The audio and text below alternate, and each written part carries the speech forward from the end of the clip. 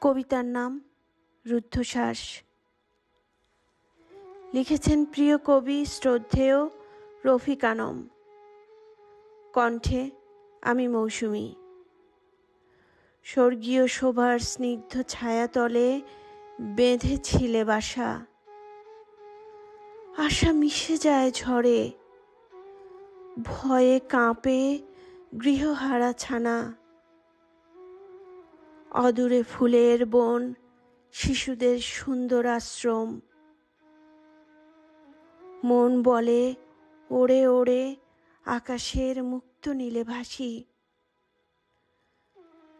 রাতের আঁধারে নামে বজ্রঝড়, লণ্ডভণ্ড সবই।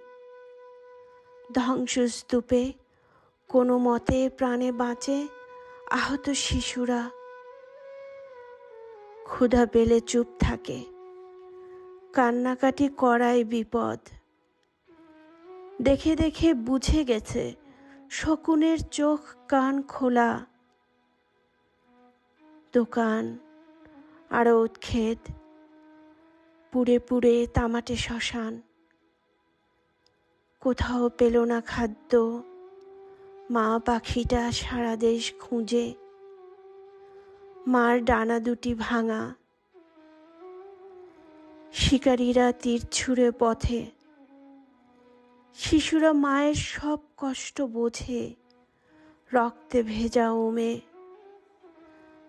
পাখিদের বাসস্থান ফিলিস্তিন, বিলুপ্তির পথে। আয় সোনা, ওরে আয় সবুজের বনায়ন বুকে।